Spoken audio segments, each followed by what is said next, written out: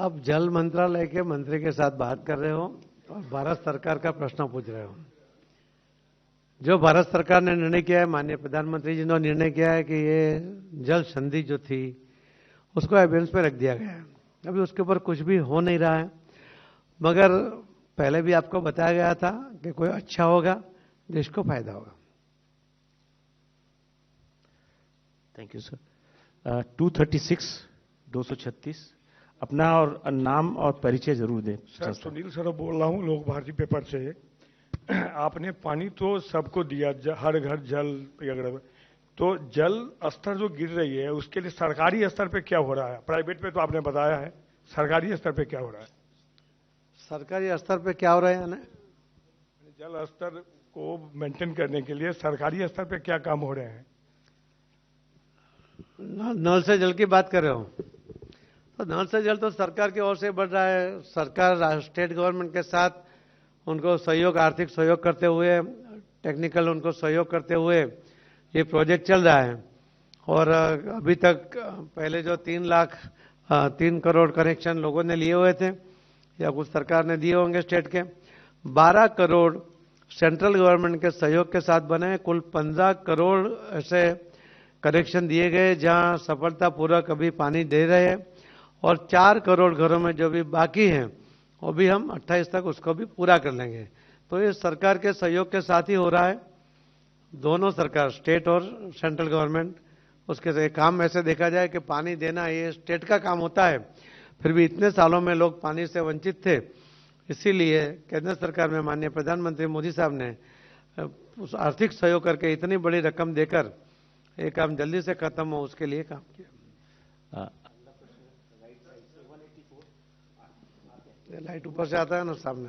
पाटिल साहब, मैं पायल मेहता हूँ, नेटवर्क 18 से। आपने अभी कहा कि जो जल संचय का जो कार्यक्रम है, आपने कहा कि सरकार का एक भी पैसा खर्च नहीं हुआ। तो अमूमन इस पूरे स्कीम में अभी तक जो भी हुआ है उसमें कितना खर्च आया और वो खर्च कैसे फंड हुआ है?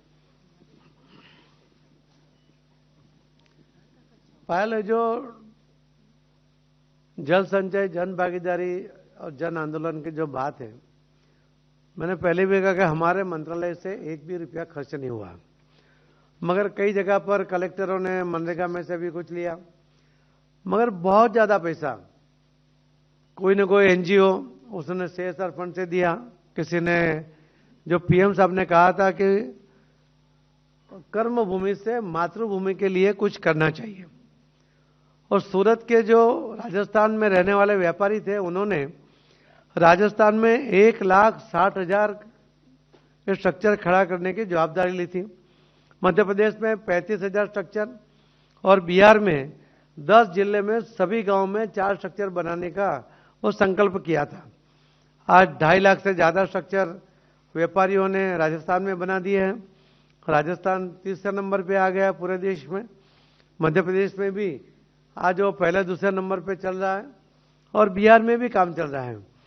तो हमारे मंत्रालय से रुपया नहीं गया, मगर जो लोगों का पैसा लगा है उसका टोटल हम उसको ले रहे हैं कि कितना, कहां से कितना पैसा लगा।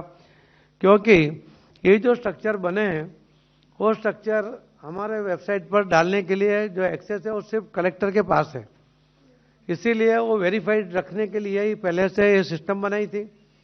और जहां पर वो बनाते हैं स्ट्रक्चर तो पहले बिफोर आफ्टर का फोटो लगता है, किसने कौन कर रहा है उसका नाम, एड्रेस, मोबाइल नंबर वो लगता है। उसके बाद वो जो स्ट्रक्चर का फोटो आता है या वीडियो आता है उसमें कितने डेप्थ में किया, कितना पैसा लगा, उसका लोकेशन के साथ वो वेबसाइट में कलेक्टर अपने अधिकारी से वेरीफाइड करके ही आता है। तो उसमें कितना खर्च हुआ है वो भी सभी कलेक्टर से वो पूछा। और हमने भी एक नियम बनाया है कि अलग अलग प्रकार के जो 11 स्ट्रक्चर है उसमें मिनिमम या मैक्सिमम कितना पैसा खर्च हो सकता है, उसके आधार पर हम उसका सर्वे भी कर रहे हैं।